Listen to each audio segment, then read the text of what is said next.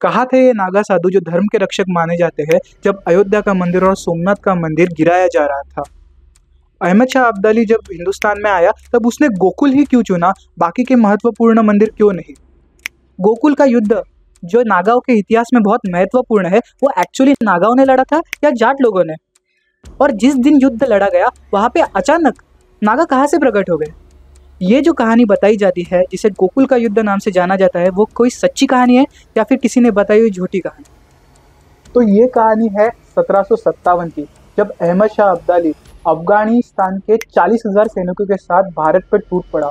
भारत में भी उसने चुना गोकुल और उसने गोकुल के सारे मंदिर को नष्ट करने का डिसीजन लिया था। अचानक वही टाइम पे 5,000 नागा साधु प्रकट हो गए। वो नागा साधु अपने तंत्र मंत्र और शस्त्र साधनाओं के जोर पे उससे घनघोर युद्ध करने लगे। देखते ही देखते बस 5,000 नागा साधुओं ने अब्दाली को पीछे जाने में मजबूर कर दिया। ये कहानी आज भी नागा साधुओं के लिए बहुत ही ज़्यादा महत्वपूर्ण मानी जाती है। अहमद शाह अब्दाली का गोकुल ये भारत का पहला टारगेट था ही नहीं।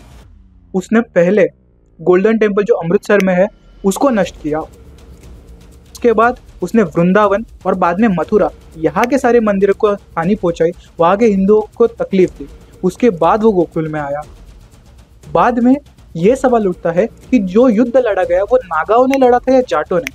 तो इसमें अहमद शाह दुर्रानी जो फादर ऑफ अफगानिस्तान के नाम से भी जाने जाते हैं, उन्होंने एक किताब लिखी थी जिसमें इस बैटल का जिक्र आता है। उसमें उन्होंने लिखा है यहाँ पे नागाओं के साथ जो लोकल जाट कम्युनिटी के लोग थे उन्होंने भी युद्ध लड़ा था। ये प्रश्न सबके मन में आता है कि वहाँ पे अचानक से नागा कैसे प्रकट हो गए? तो यही गलती की अब्दाली ने 1757 ये गलत साल चुना क्योंकि वही साल पे कुंभ भरा था हरिद्वार में। ये सब होने के बाद मन में एक सवाल जरूर आता है कि अगर गोकुल की रक्षा नागा साधु लोग कर सकते थे तो उन्होंने फिर अयोध्या, सोमनाथ इनकी रक्षा क्यों नहीं की? तो ये इस सवाल पे ये जानना बहुत ज़रूरी है कि नागा साधु ये मोह माया, संसार और सोसाइटी से काफ़ी विरक्त जीने वाले लोग हैं। इसी का फ़ायदा उठा के हिंदू धर्म को काफ़ी हानि पहुंचाई गई।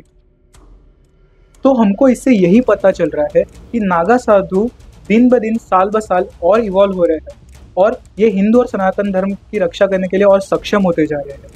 2025 का जो ये प्रयागराज में महाकुंभ भरा है, ये इसी बात का प्रमाण है कि आज भी नागा साधु सनातन धर्म की रक्षा करने के लिए तत्पर है।